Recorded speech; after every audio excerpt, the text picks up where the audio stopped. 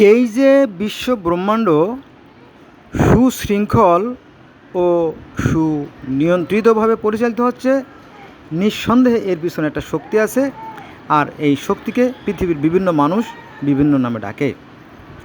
তো আমরা এই যে গোটা পৃথিবীতে যে বর্তমানে 800 কোটি লোক বসবাস করছি, আমাদের মূলত একজনই মাত্র সৃষ্টিকর্তা, একই আদমের সন্তান, কিন্তু ধর্ম মানুষের সাথে মানুষের বিভেদ সৃষ্টি করেছে। দেখেন আমার সামনে মেঘগুলো ভেসে ভেসে যাচ্ছে, একটু লক্ষ্য করেন। মেঘগুলো হয়তো আমি দেখাইতে নাও পারি, কারণ যে কোনো সময় বৃষ্টি আসতে পারে আর কি। আজকে আপনার 26/7/2024 সাল শুক্রবার। আজকে ছুটির দিন, তাই আমি বাসায় বসেছিলাম।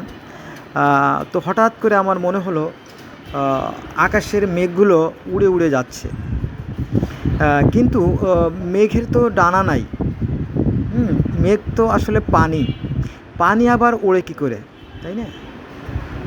আমাদের দেহের ভিতরে যে বাতাস, প্রাণ বায়ু রূপ যে আত্মা, সেটা কীভাবে অবস্থান করে আর সে কোথায় যায়, কীভাবে যায়, তাই না? এটা নিয়ে পৃথিবীর প্রায় সকল ধর্মে অনেক চিন্তা ভাবনার কথা বলা আছে। তো আমাদের পবিত্র কোরআন শরীফে যা বলা আছে তা হচ্ছে যে আসমান এবং জমিনের মধ্যে বহু নিদর্শন রয়েছে জ্ঞানীদের জন্য। তোমরা যে পানি পান করো তার মধ্যে নিদর্শন রয়েছে, তোমরা যে দুধ পান করো তার মধ্যে নিদর্শন রয়েছে, তোমরা যে জলযানে ছো তার মধ্যে নিদর্শন রয়েছে। এরকমটি পবিত্র কোরআন শরীফের আপনার 30 পারা সূরার ভিতরে 6666 আয়াতের ভিতরে আপনার এরকমটি 44টা আয়াত আছে, যদি আপনারা দেখতেন। তবে অধিকাংশ মুসলমানরা এগুলো দেখে না, কারণ অধিকাংশ মুসলমানরা শুনে মুসলমান। আমার জানা মতে শতকরা প্রায় 95 থেকে 98 মুসলমানের সন্তানেরা কোরআন হাদিস কিছুই জানে না, কিন্তু তারা তর্ক করে। যেমন একটা কথা বলি, মাইন্ড করবেন না, যে ঘরের কথা পরে জানলো কেমনে। আপনারা এই আমার কথা শুনবেন এবং আকাশের মেঘের দিকে তাকাবেন, দেখবেন যে কাজ হচ্ছে, কিন্তু কাজ থেমে নেই, গোটা বিশ্বজুড়ে কর্মকাণ্ড চলছে। যেটা বলতেছিলাম যে ঘরের কথা পরে জানলো কেমনে। নবী মুহাম্মদ সাল্লাল্লাহু আলাইহি ওয়াসাল্লাম মেরাজে গেছিলেন। এই সম্পর্কে মা আয়েশা একটা হাদিস বর্ণনা করছেন যে যদি কেউ বলে যে নবী মুহাম্মদ সাল্লাল্লাহু আলাইহি ওয়াসাল্লাম আল্লাহকে দেখেছেন, তাহলে সেটা মিথ্যা কথা। এটা হচ্ছে সহিহ বুখারীর একটা হাদিস। তো আপনারা যদি সূরা ইসরাফিলের 1 নম্বর আয়াতে দেখেন, তাহলে সেখানে দেখা যাবে যে নবী মুহাম্মদ সাল্লাল্লাহু আলাইহি ওয়াসাল্লাম মূলত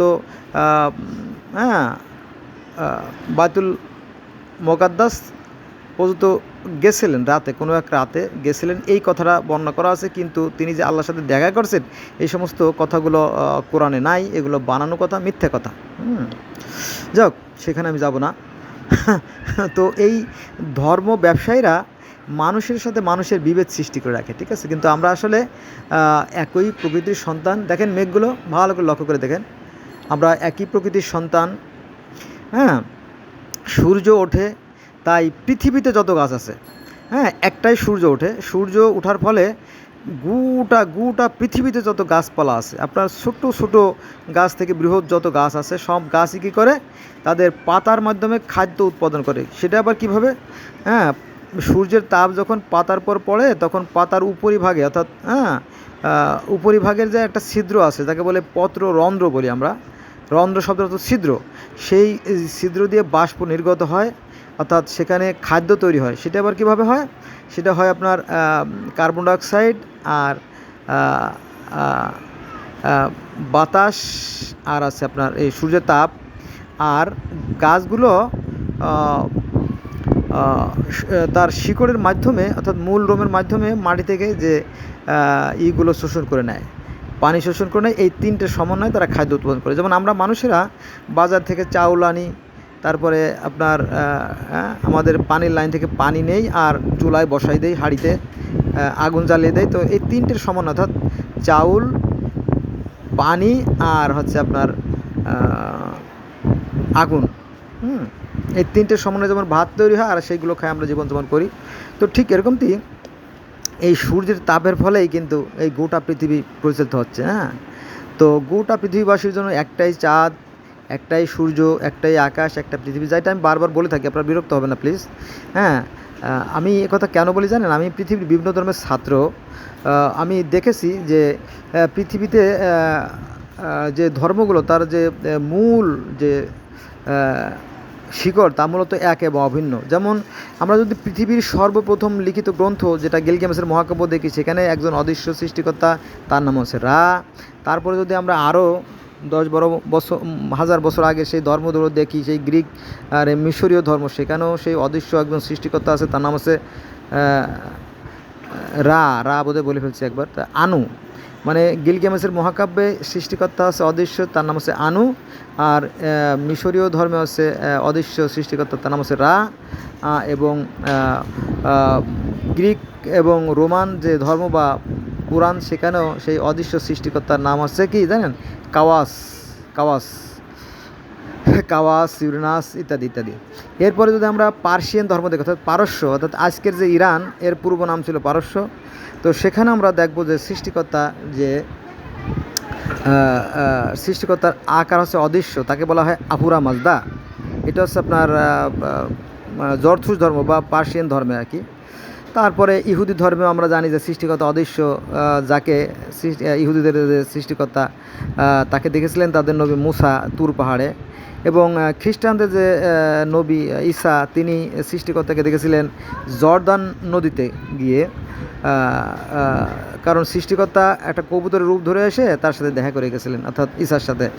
হ্যাঁ, আমাদের নবী মুহাম্মদ সাল্লাল্লাহু আলাইহি ওয়াসাল্লাম মিরাজে গিয়ে দেখে আসছিলেন। এভাবে তারপরে আমাদের আরও আছে হিন্দু ধর্মের যারা ধর্মগুরু, তারা কিন্তু ওই যে ব্রহ্মচারী যারা, তারা মাঝে মাঝে স্বর্গে যেতেন এবং সেই ঈশ্বরের সাথে, আল্লাহর সাথে, সৃষ্টিকর্তার সাথে দেখা সাক্ষাৎ করতেন। এমনি হ্যাঁ, আরও শত শত বর্ণ আছে। যেমন আমাদের ইসলাম ধর্মে রাবেয়া বসরি নামে একজন ছিলেন, তিনি আবার পৃথিবীতে থেকে আল্লাহর সাথে কথা বলতেন। হ্যাঁ, এরকম তো আসলে একজনই সৃষ্টিকর্তা। আমার ভিডিও যে ভাইরা শুনবেন বা দেখবেন, তাদের কাছে অনুরোধ থাকবে, প্লিজ আসুন আমরা এই ধর্ম নিয়ে বাড়াবাড়ি না করি। ধর্ম একটা মানে খুবই একটা নোংরা বিষয় বলবো আর কি। কারণ এগুলো মানুষের সাথে মানুষের বিভেদ সৃষ্টি করে, হ্যাঁ, হিংসা সৃষ্টি করে। যেমন আমরা মুসলমানরা রোজা থাকি, হ্যাঁ, ইহুদিরাও রোজা থাকে, খ্রিস্টানরাও থাকে, হ্যাঁ, তারপরে বৌদ্ধরাও রোজা থাকে, তারপরে হিন্দুরাও উপবাস থাকে, একই নিয়মকানুন, কিন্তু একজন আর একজনের মানে না।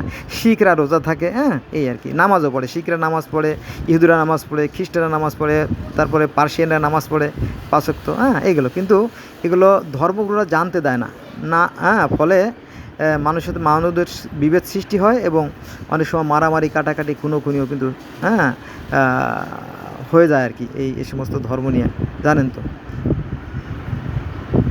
আপনারা লক্ষ্য রাখবেন যে আকাশের মেঘগুলো, তাই না, যে ভেসে ভেসে যাচ্ছে। আমরা এই দুটো বিল্ডিং, সামনে যে দুটো বিল্ডিং দেখছেন, তার ফাঁক দিয়ে ঘন সাদা মেঘ দেখা যাচ্ছে।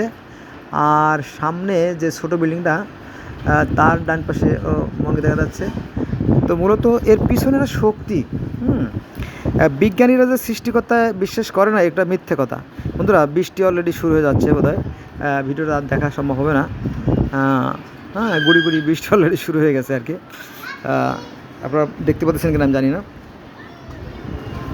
তো যাক, তো বিজ্ঞানীরা যে সৃষ্টিকর্তায় বিশ্বাস করে না, একথা সত্যি না। তবে ধর্মগুরুরা, অর্থাৎ আলেমোলামারা, এগুলো মিথ্যাচার করে থাকে এরা, হ্যাঁ। এবং অন্যান্য জাতি, অন্যান্য গোত্র সম্প্রদায়ের ধর্ম নয়, এইগুলো তারা বলে থাকে।